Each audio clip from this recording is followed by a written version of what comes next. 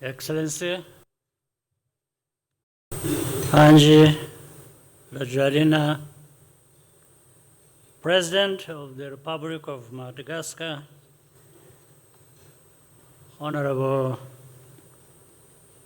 ministers and members of the delegation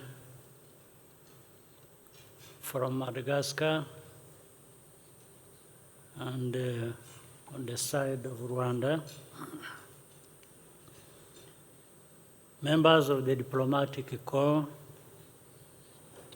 distinguished ladies and gentlemen, bonsoir.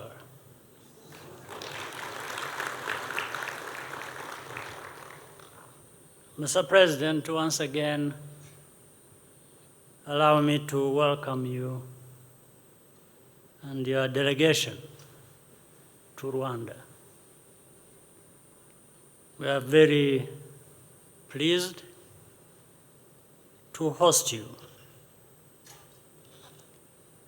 Rwanda and Madagascar see eye to eye in our long-term objective to bring prosperity to our people and build a more developed Africa.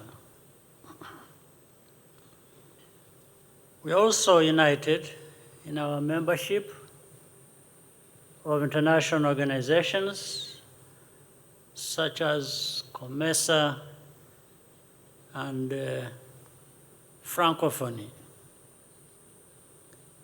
In Africa,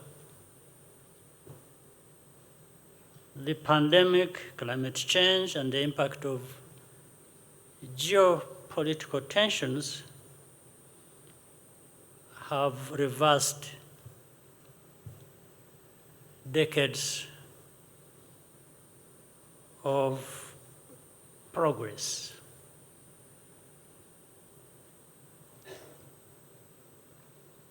Having challenges is not the issue. The problem is leaving those challenges unaddressed.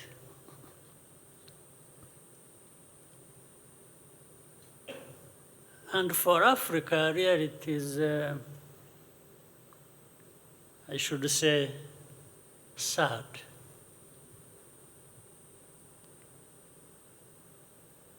Because what are these problems that are insurmountable, that have left Africa lagging behind the rest of the world forever? What are these problems?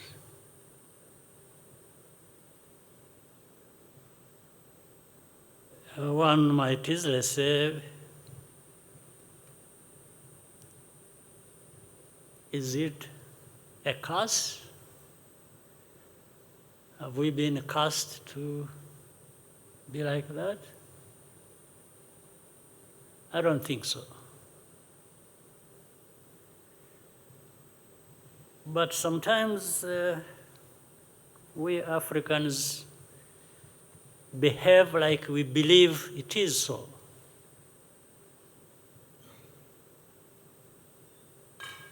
Because we are made to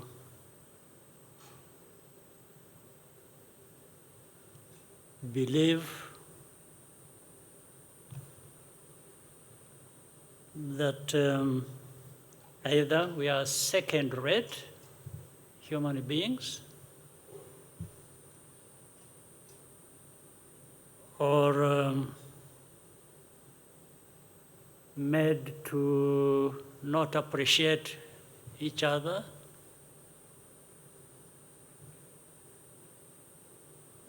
not even to appreciate what we have, that can be transformed to actually address those challenges we so much talk about every day. And we have so many of us, or among us, very well educated, very well traveled,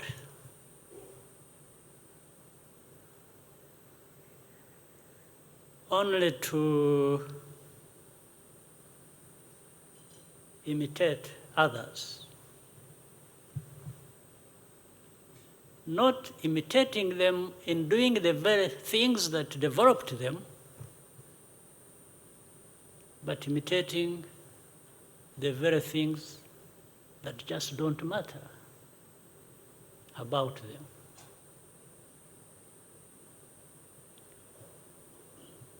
When you look at the conflicts, the tensions our continent is going through,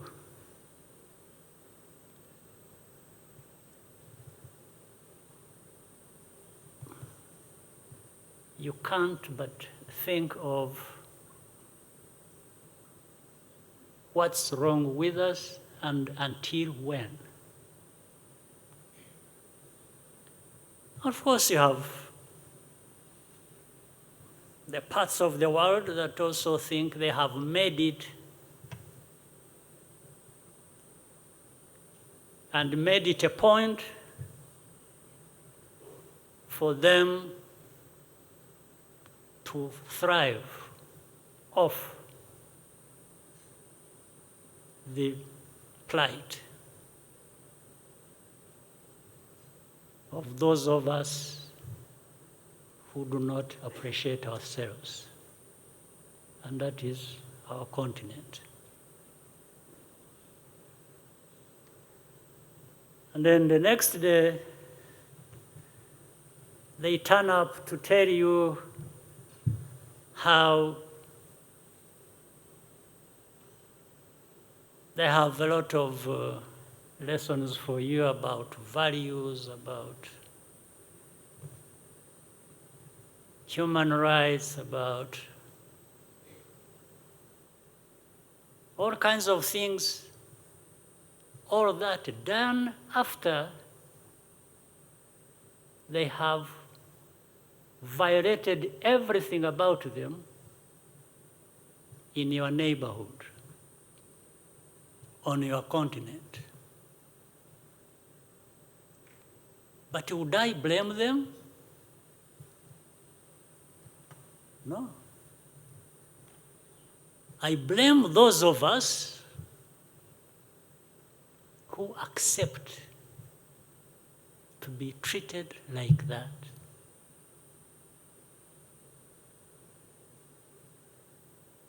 Those of us who walk the streets and with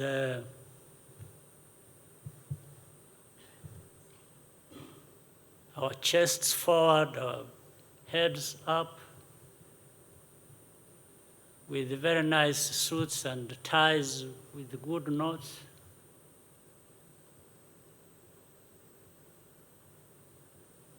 But leaving behind us the trail of destruction of our own people, of our own countries. And later on, being praised from foreign capitals that we are the best things around the world has had, and we accept it.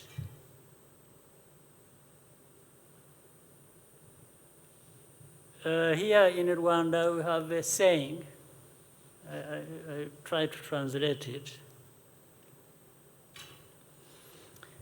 He said, like, uwanga kubwirwa, ntiyanga kubona.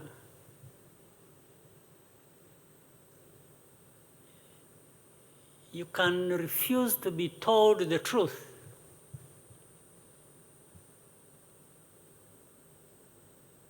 but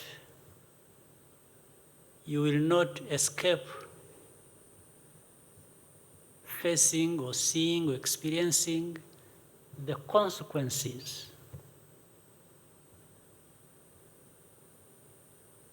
of the truth about the bad things you are being warned about.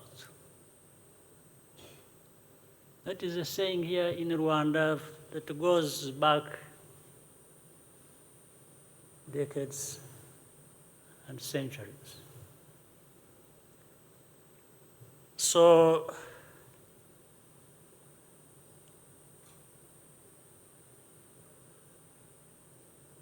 in Rwanda, we have tried to do our best to address our challenges the best way we can. And we will not stop doing so, no matter what anyone thinks about us.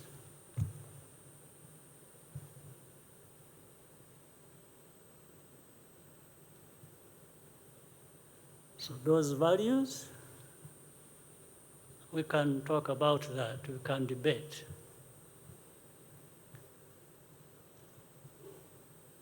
There are no values better than ours.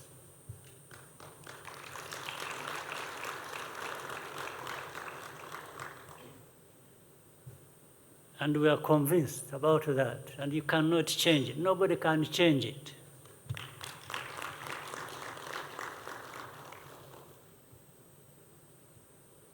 You can even destroy us, but you can't destroy our values. So our guest, Mr. President,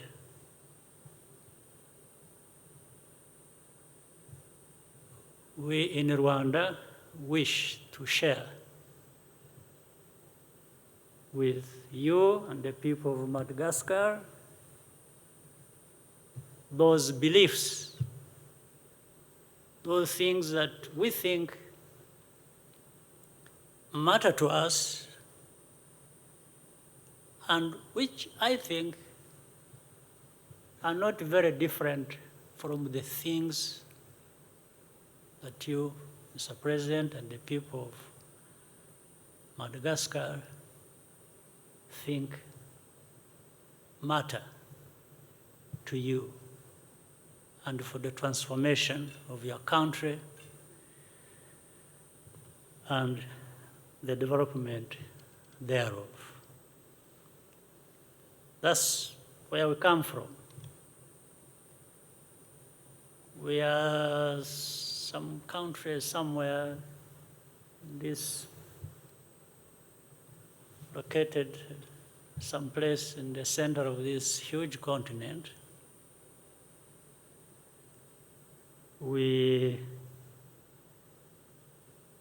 There's something to share. But we also always wish to learn a number of things from others as we respect one another and respect ourselves and work together and see if we can move this continent closer to that place where we all want to be.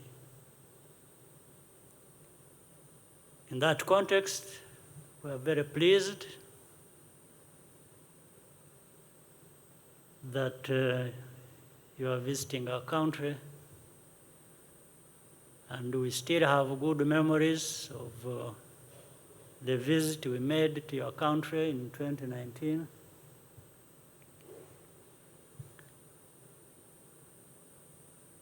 I'm sure we have seen in each other what we can do together, what we can share that will make a big difference for our two countries.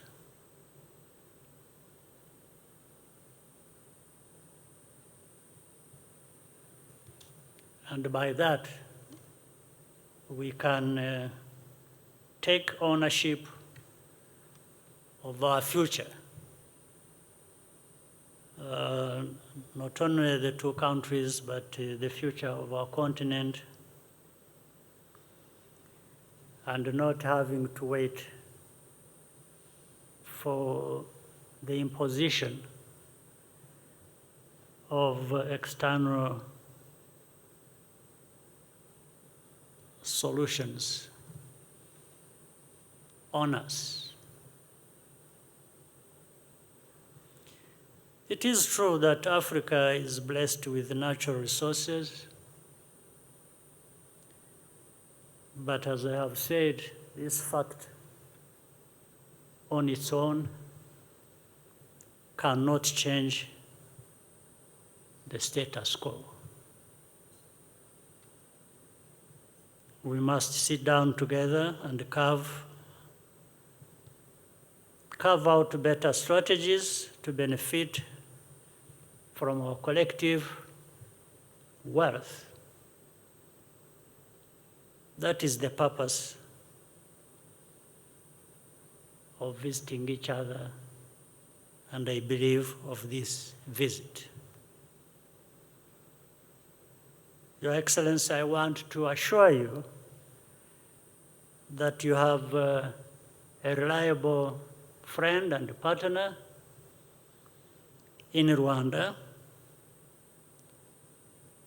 In that spirit, allow me to offer a toast